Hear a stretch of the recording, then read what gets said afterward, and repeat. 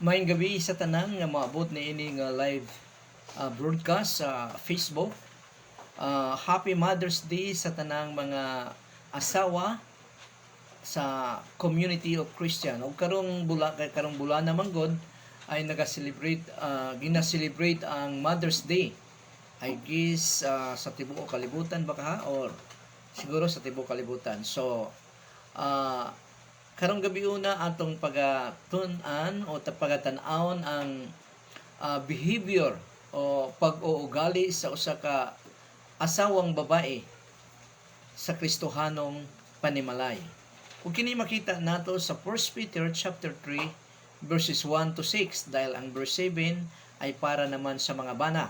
Pero ang atong pagatalakayon ay 1 Peter chapter 3 verses 1 to 7 ang mahitungod ang pulong sa Ginoo ngadto sa mga married men and women in the community of Christian. So bago tayo mag-umpisa o magpadayon, tayo po muna ay mag-ampo sa atong Ginoong Diyos. Hallelujah! Salamat kay Ginoo nining gabi una, O Lord God. As I continue, O Lord God, to worship you, Panginoon, through studying, O Lord God, your word, Panginoon, concerning sa mga may asawa, O Lord God. Tabangi kami Ginoo, ako, O Lord God, nga maipaliwanag ang imong pulong, O Lord God, nga maliwanag gayud Ginoo. Salamat kay Ginoo. Panalangini Ginoo ang tanan nga magatan-aw niini nga live, O Lord God, o niini nga video, Panginoon.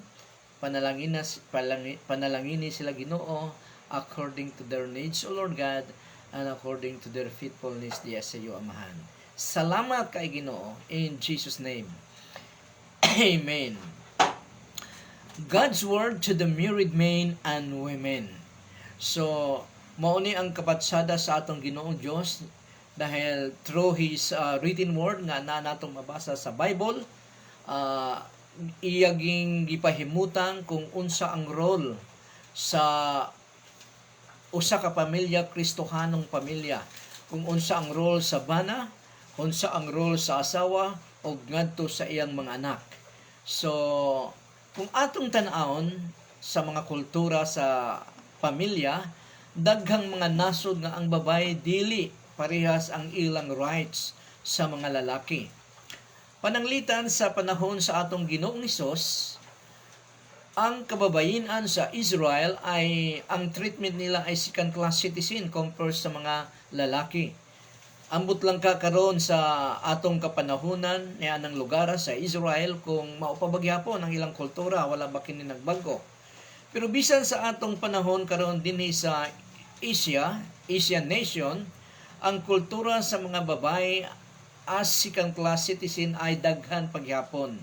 Halimbawa sa diha sa mga probinsya o mga bukid-bukid, baryo-baryo, kung atong makita, atong mapanidaan nga naagyapon ang pag baklay ang mag-asawa, nauna gid ang lalaki ug ang babae sunod gyud sa lalaki. So usa na ka kultura nga kadalasan atong makita sa panimalay. Kung dahil kita ay mga Kristohanon, daghang mga tao nga wala pa mutuo sa atong Ginoong Hesukristo, mituo man sila pero kutob ra sa baba.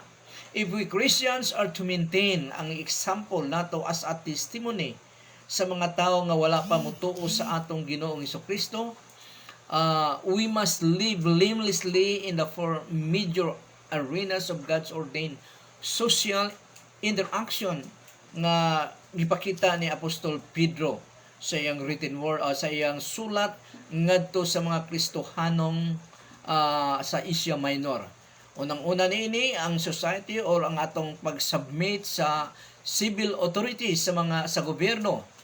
Ikaduha sa mga Christian nga nagatrabaho, ang ilang pag-submit sa ilang employers o sa workplace nila, sa ilang mga amo. O ang ikatulo, ang bawat membro sa pamilya, adaw na sila yung role nga kung saan ang amahan mao ang head of the family. Mo submit usab Ginoo ang membro sa pamilya. O ang panghuli nga ikaupat, ang mga Kristohanon ana ang submissive sa matag usa submission through humility sa simbahan. So makita nato ni sa 1 Peter chapter 2 hanggang chapter 3. Dinha nato siya makita. Og sa ang pinaka-importante nini sa tanan, mao ang pag-submit sa mga membro sa pamilya diha sa gi-ordain sa atong Ginoong Dios sa iyang family. Ang society, kung atong tan-awon o nagsugod sa pamilya, mao kana nga kung guba ang mga pamilya sa usa ka komunidad o usa ka nasod, gubot kana nga komunidad o nga nasod. Ang pamilya nagsugod sa Garden of Eden kay Adam and Eve, og didto gipahiluna sa atong Ginoong Kristo o sa atong Ginoong Dios kung unsa ang porma sa pamilya. Makita nato didto nga si Adam ay walay kasama, pero gibuhatan siya sa Ginoo og kasama nga mao si Eva, og nagsama sila mismo gani ang atong Ginoong Dios sa kung ilulagway katong talan-awon ay makita nato nga ang Ginoo mismo ang nagdala kay Eva para mag-uban o makasal sila ni Adam. So tan-awon sa nato ang context sa hulagway sa paano gihulagway ni Apostol Peter ang pagmando o pagbutang sa mga bawat role sa pamilya, sa miyembro ng pamilya sa iyang kapanahonan. Sa first century Greco-Roman culture, women receive little or no respect. So atong makita dito ko, atong basahon ang gospel o mga sulat sa mga apostoles, ang mga babae gyud ay minus ang kahimtang nila sa komunidad. As long as they live in their father's house, sa mga kabataan, labi na sa mga babae, in their father's house, they were subject to the Roman law o patria potestas. So unsa kining patria potestas? The father's power. So ilalom sila sa gahom sa ilang amahan, which granted fathers ultimate life and death authority over their children. So ang amahan gid ang mugi magbuot gid sa tanan gyud, walay ang mga anak. Og kini nga otoridad ay parehas gyapon ang kini nga otoridad sa husband to his wife. Similar kind of legal authority over their wives. Kay mao kini ang normal nga kultura, normal nga makita nato sa bawat pamilya during the first century AD. Society regarded women as mere servants who were to stay at home and obey their husband.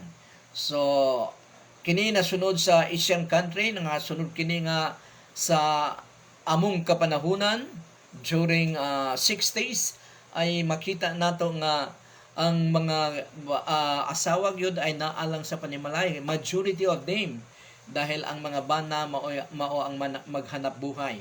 Ngunit sa atong henerasyon karon, 21st century, makita nato nga tungod sa kapito sa hanap buhay or tungod sa lisod ang kinabuhi financially, mao nang maobliga ang asawa sa pagtabang sa bana nga mangita og kwarta.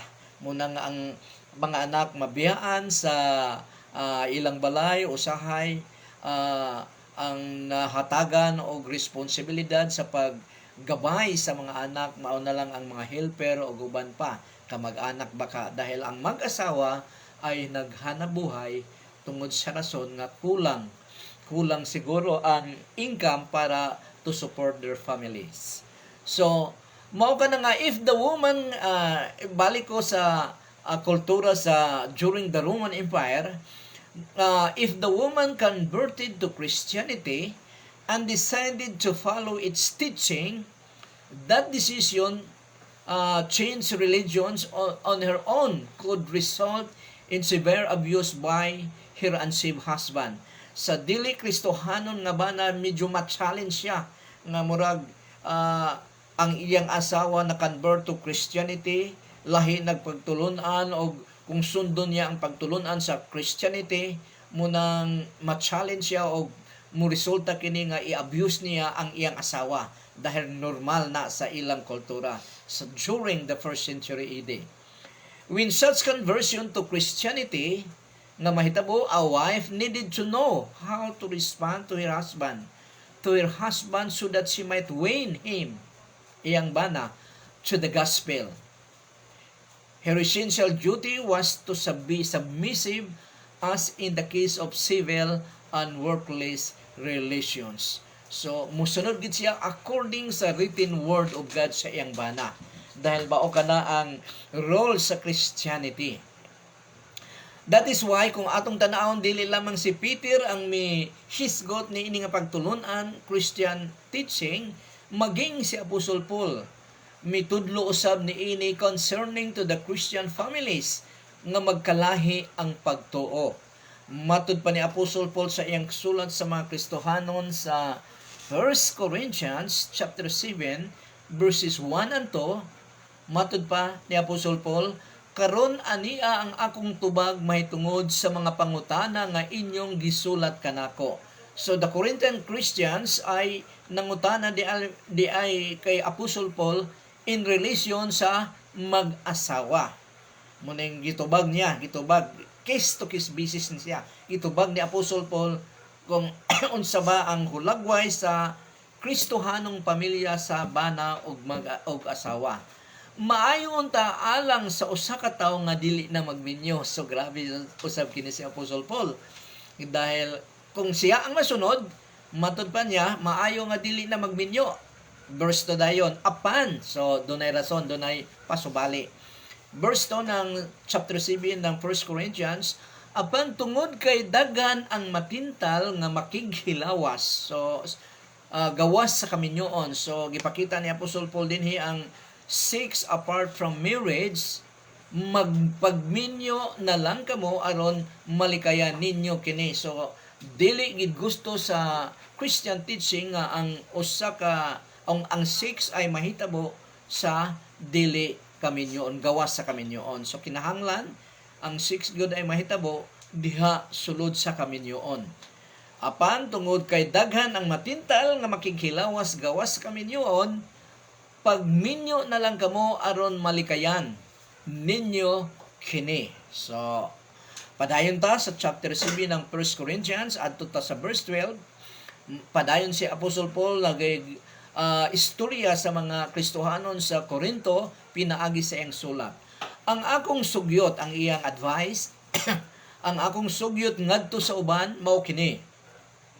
Ako lang kini kay walay gisulti ang Ginoo mahitungod niini. So even if wala gisulti sa Ginoo mahitungod sa i-advise ni Apostle Paul dahil kini ay nasulod sa written word of God, kini ay inspired by the Holy Spirit. So unsa bang sugyot ni Apostle Paul? Kung ang Kristohanon or tumutuo adunay asawa nga dili tumutuo sa atong Ginoong Jesucristo, apan miuyon nga mupuyo gihapon uban kaniya, dili niya kini angay bulagan. So dili angay daw silang magbulag. Verse 13. Ug kung ang tumutuo or Christian adunay bana nga dili tumutuo, dili Christian, apan miuyon gihapon nga mupuyo uban kaniya, dili usab niya kini angay bulagan. So walay mahitabo nga divorce dahil sa ilang kapanahonan madali lang ang mag-divorce. Verse 14. Kay ang dili tumutuo, dili Kristohanon nga bana, gidawat na sa Dios tungod sa tumutuo nga asawa. Ug ang dili tumutuo nga asawa gidawat na usab sa Dios tungod sa tumutuo nga bana. Kay kung dili ingon niini hangtod ang ilang mga anak, dili usab dawaton sa Dios. Apan ang tinuod gidawat na sila sa Dios. O ibig sabihin, napanalanginan ang dili tumutuo diha sa pamilya basta dunay Kristohanon or magtutuo sa atong Ginoong Jesucristo diha sa pamilya. Mao na giingon ni Apostle Paul usab nga kung mutuo lang sa atong Ginoong Jesucristo, apil ang tibok niyang sambayanan o kasim kauban sa panimalay ay maluwas usab kay sila mutuo usab. So madawat daw sa Ginoo matud pa din sa verse 14. chapter 7 ng 1 Corinthians. Verse 15, apan kung gusto sa asawa o kaha sa mana nga dili tumotoo, dili Kristohanon nga makigbulag, tugoti siya. So ni ay pasubali, gawas nun siya nga makigbulag kaniya kay gitawag kita sa Dios sa pagkinabuhi nga malinawon. So Christians calling ay magkinabuhi nga malinawon. So padayon ta, verse 16, kay bisan kung pugngan mo ang imong asawa o bana nga dili mo bulag kanimo, masiguro mo ba nga maluwas mo siya? Verse 39. So dili gid masiguro. Verse 39. Ang babae na higot ngadto sa iyang bana samtang buhi pa ang iyang bana. Kung patay na ang iyang bana, mahimo siyang magminyo pag-usab. Apan kinahanglang tumutuo ang iyang pilion. Kristohanon ang iyang pilion kung magminyo sila para dili magkasumpaki ang ilang pagtuo nga moresulta sa pag-divorce. So, in case sa kamatayon sa iyang bana o iyang asawa ba, pwede na sab siya magminyo. Pero kung gibulagan lang niya ang iyang asawa o iyang bana, nagbulag lang sila, buhi pa, matod pa din sa chapter 7 ng 1 Corinthians ay manatili siyang dili magminyo. Pero kung mamatay na, may kagawasan na siyang magminyo. Verse 40, apan kung ako'y pagbuton, mas magmalipayon siya kung dili siya magminyo pag-usab. Kini hunahuna ko lang, apan nagatuo ako nga ang Espiritu sa Dios nga niya kanako mao ang nagtudlo niini kanako. So ang desire ni Apostle Paul nga ang tanang mga Kristohanon maging kagaya niya nga dili minyo walay asawa. Pero mulagi na kung tungod sa mga temptasyon ay matod pa niya na pwede na magminyo na lang kay lisod man kayo hawakan niya. Kontrolon niya ang kalipay sa usa ka tawo nga wala man nakasupak, mas makasupak kung dili niya mapugngan ang temptation in 6 apart gawas sa kaminyoon. So, wala pa ta magsugod sa unang Pedro chapter 3 verses 1 paingon sa 7 dahil dinhi mapokus ang atong pagtuon sa pulong sa Ginoo. So, sugod na tayo sa verse 1. 1 Peter chapter 3 verse 1. O karon kamong mga asawa. So, sa English din sa karon kining chapter 3 verse 1 ay dunay gihisgutan din mo nang ang giatubang sab dunay gihisgutan ni Apostle Peter sa chapter 2. Pag abot sa chapter 3 ang iyang giatubang na usab hisgutan ang mahitungod sa mga babae nga minyo. O karon kamong mga asawa, kinahanglan magpasakop kamo sa inyong mga bana. Aron nga kung ang inyong mga bana wala motuo sa pulong sa Ginoo, madala ninyo sila sa Ginoo pinaagi sa inyong maayong pamatasan. Bisan dili na ninyo sila sultian. So, submission, pagpasakop. So, munang kontrobersyal nga tudlo sa atong Ginoong Hesukristo. Mga radikal nga mga tudlo nga kung ang asawa pananglitan ang iyang bana abusive kayo sa iya, kailangan pa bag magpasakop. So, maapil na nato sa atong hisgutan karon. So, og karon kamong mga asawa. So tan-awon sa nato ang unang previous nga gimension sa atong Ginoo through Apostle Peter ang example sa submission. So ang katawhan nga mag-submit sa otoridad o sa gobyerno. Muning previous nga hisgutan o gitudlo ni Apostle Peter sa iyang audience nga mga Kristohanon sa Asia Minor. So 1 Peter chapter 2 verse 13 to 15 mahitungod sa civil authorities o sa mga panggobyerno.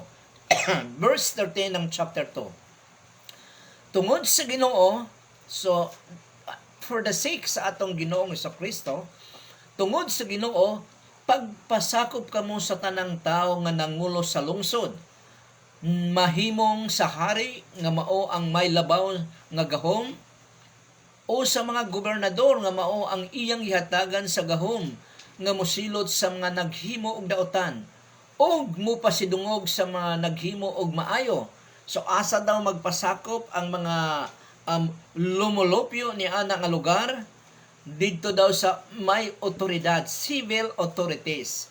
Ang unang gibanggit din ni sa atong Ginoong Dios through Apostle Peter ay mga hari sa ilang kapanahonan. Sa atong kapanahonan karon, presidente o gobernador ang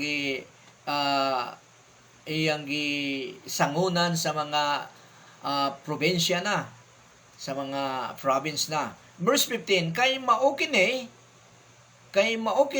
ang kabubuton sa Dios aron kun maghimo kamo og maayo, walay ikasulti ang mga taong buang-buang, kinsa maning mga taong buang-buang nga wala pa makasabot sa kamatuoran.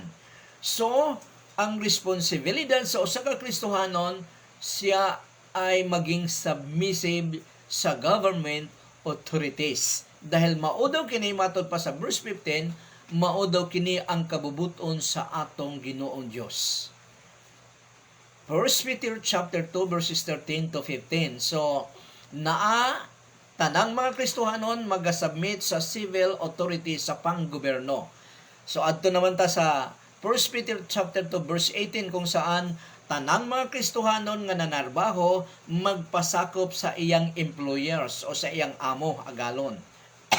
Matod pa din sa chapter 2 verse 18, kamo nga mga ulipon, tumanan ninyo ang inyong mga agalon nga may kahadlok sa Dios. Paano mag-obey sa atong mga employers, sa mga nagtrabaho sa kumpanya, o asa ba sila nagtrabaho basta doon na sila employers o amo? Matod pa din sa pulong sa Ginoo, kamo nga mga ulipon, tumanan ninyo ang inyong mga agalon nga may kahadlok sa Dios. So dili lamang kay tuman-tuman lang, kung dili dunay kahadlok sa atong Ginoong Dios. Dili lang ang mga buutan nga agalon, kun dili hasta usab ang mangilad og batasan. So muning radikal nga sugo sa mga teaching sa atong Ginoong Jesucristo through His apostles.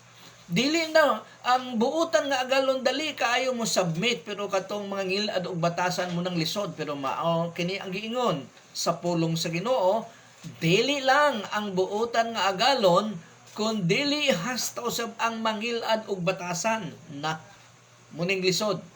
Pero sugo kini sa atong Ginoong Dios through Apostle Peter.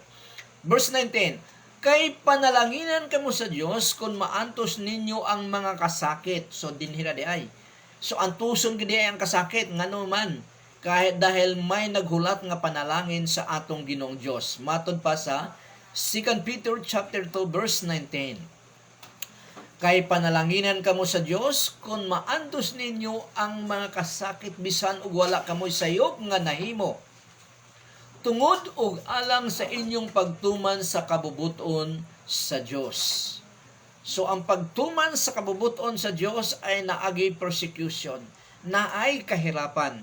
Matud pa ni Apostol Pablo sa pagsulat niya sa iyang anak sa pagtuo nga si Timothy, sa 2 Timothy chapter 3 verse 12.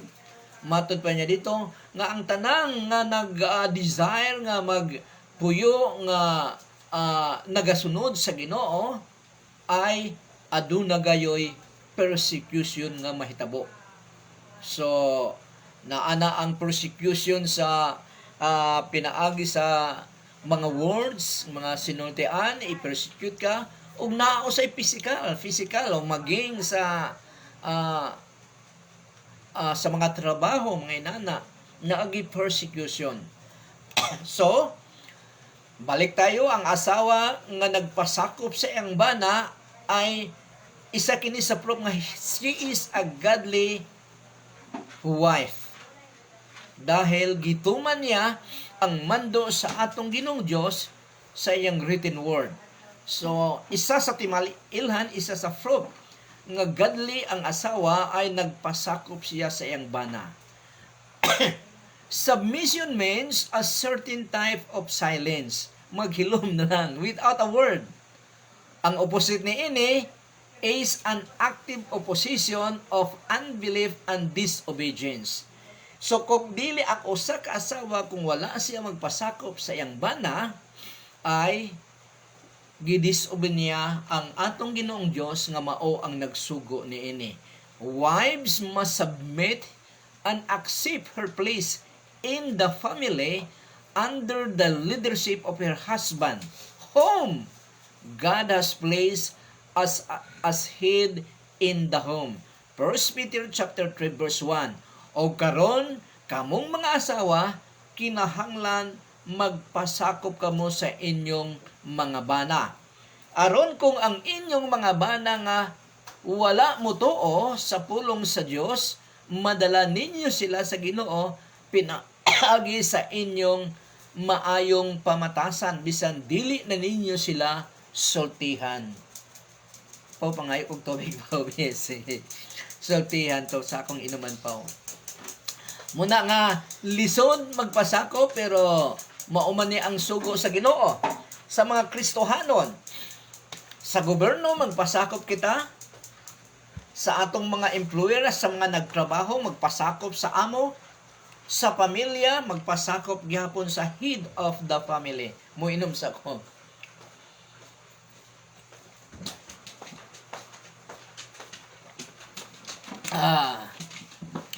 Sa Kristohanong pamilya, ang nanay daw ang magpasakop sa tatay.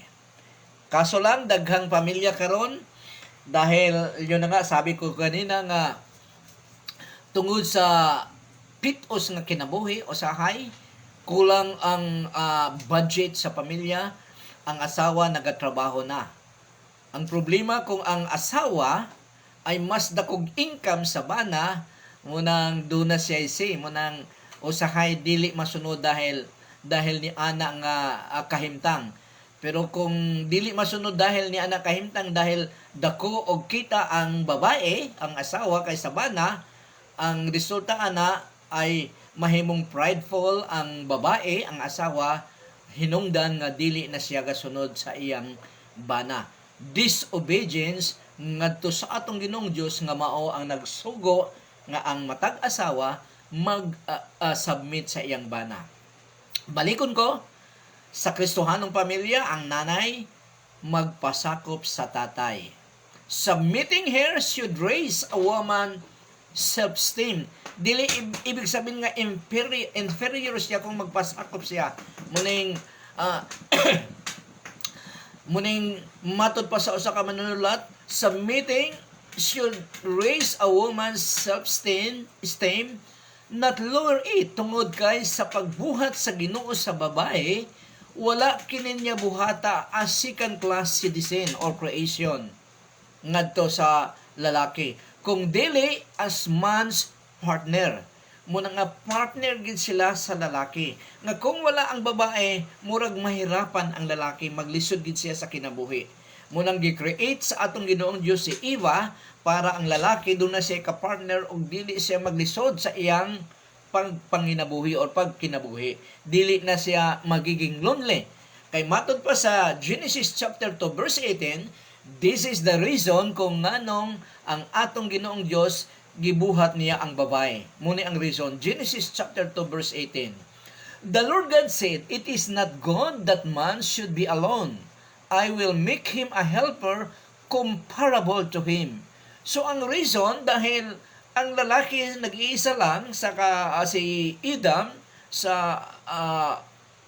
sa Garden of Eden, nakita kini sa Ginoo og first time nga nag-ingon ang Ginoo nga it is not good dahil sa iyang creation sa 7 days o 6 days creation niya, tanan ang iyang gi-create, nag-ingon gid siya nga good or very good sa katapusan na mahuman niya create ang tao. Very good daw.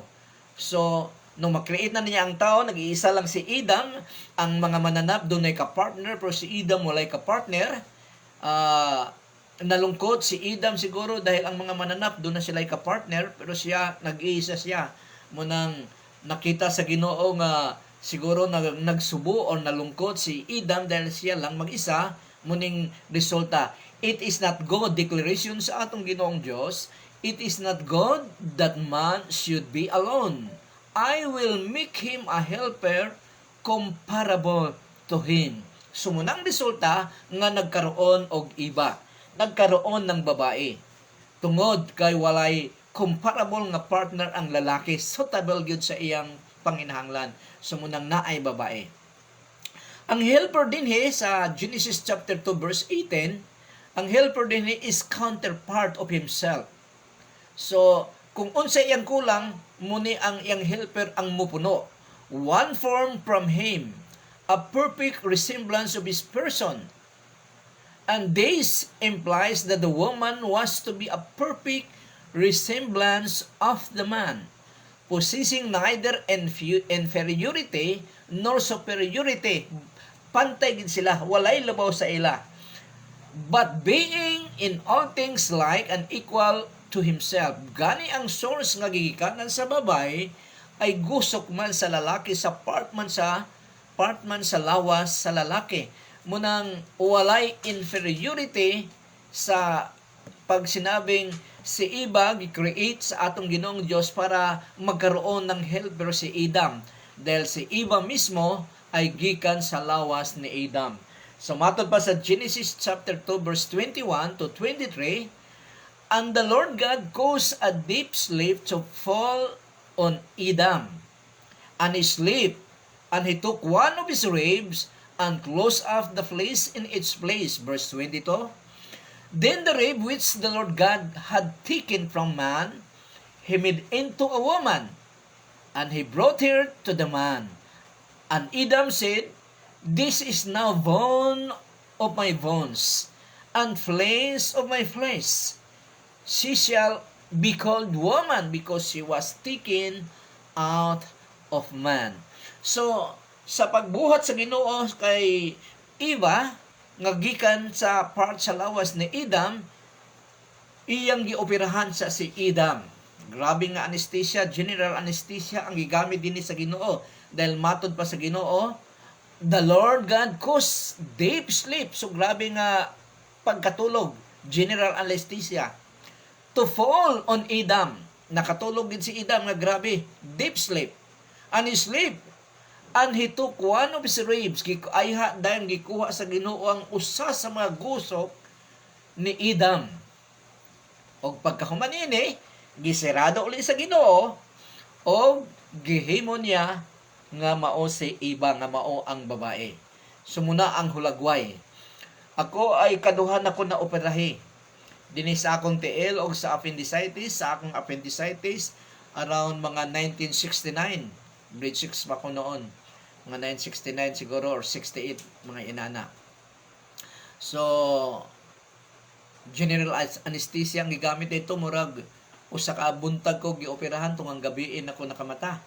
Sa akong tiil naman nga bukog nga gioperahan usab, general anesthesia gyapon. Nga gioperahan ko buntag nakamata ko mga alas 10 na siguro sa gabi. Sumuni ang hulagway ni Adam nga gipakatulog, ginanestesiyahan sa Ginoo, general anesthesia, ayha dayon gikuha ang iyang ribs. O pagkahimo ng Eva kay Adam, gidala sa Ginoo si Eva nga nahimo ang ribs ni Adam nga nahimo ng Eva, gidala niya ka sa harapan ni Adam, og si Adam ay siguro nakawaw siguro og ang iyang declaration dayon matod pa din and Adam said, this is now bone of my bones and flesh of my flesh. She shall be called woman, because she was taken out of man. So makita nato din na doon na wala na magsubo si Adam dahil nagkaroon na siya ng partner nga comparable gyud sa iyang panginahanglan nga mao si Eva. Mausab kini ang hinungdan nga mingon si Apostol Paul nga ang atong mga asawa, atong kaugalingong lawas, perhaps remembering the source of the woman in her creation in the Garden of Eden. So kung atong tan-awon ang Ephesians chapter 5 verses 28 to 29, dinhi pakita ni Apostol Paul sa mga Kristohanon sa Ephesus in relation sa pag-create ni in relation sa babae nga gibuhat sa atong Ginoong Dios. Matod pa din so husbands ought to love their own wives as their own bodies. So ang mga bana daw dapat nilang higugmaon ang ilang mga asawa kagaya sa ilang paghigugma sa ilang kaugalingong lawas. Love their own wives as their own bodies. He who loves his wife loves himself. So ang nahigugma sa iyang asawa, nahigugma sa iyang kaugalingon. Verse 29. For no one ever hated his own flesh, but nourishes and cherishes it, just as the Lord does the church. So kung paano daw provide sa atong Ginoong Jesucristo, sa atong Ginoong Dios ang mga Kristohanon, ang iyang simbahan nga mao ang mga Kristohanon, ganun daw dapat ang bana i-provide niya ang iyang asawa. Nourishes and cherishes her wife. So dahil ang asawa ay nanggagaling sa iyang ribs. Muna nga ang iyang asawa mao ang nawala niyang ribs nga na iyarang nakita nung sila ay magpakasal. So para mas makumbinsi ang bana nga unbeliever sa maayong pamatasan sa asawa kaysa pag-share niya sa iyang bana sa written word of God or personal testimony, and she might be the instrument God uses to win him to Christ without a word. Kailangan ang submission niya sa iyang bana. Balikon ko ang 1 Peter chapter 3 verse 1, og karon kamong mga asawa, kinahanglan magpasakop kamo sa inyong mga bana. Aron. Asa na ito aron? Magpasakop kayo sa inyong bana. Aron, nga kun ang inyong mga bana wala mo to sa pulong sa Dios, madala ninyo sila sa Ginoo pinaagi sa inyong maayong pamatasan, bisan dili na ninyo sila sultihan. Sumurag, taas-taas na galing ang akong So dinhi lang usa ako kutob na apata sa 1 Peter chapter 3 verse 1 pagyod. Dahil pagtaas na gani murag lisod na mahuman. So kinahanglan nga gagmay lang dahil siguro sa duha ka hugna or tulo ka hugna ay mahuman nato kini ang 1 Peter chapter 3 verses 1 to 7. O karong gabi una anaa pa lang kita sa verse 1. So atong pakatandaan nga ang asawa magpasakop sa iyang bana, pero kini nga pagpasakop dili ibig sabihin nga inferior siya, kung dili dahil ang bana mao ang gi-assign sa pamilya nga head of the family sa atong Ginoong Dios, dapat mupasakop kita for the sake sa atong Ginoong Dios nga nagsugo niini kanato sa mga babae. Na sa pag-abot sa verse 7, gisugo sa ang lalaki, ang bana nga maging considerate, respectful sa iyang asawa para kaya ang asawa daw ay medyo mahuyang sa iyang physical nga kahimtang o emosyonal o sahay.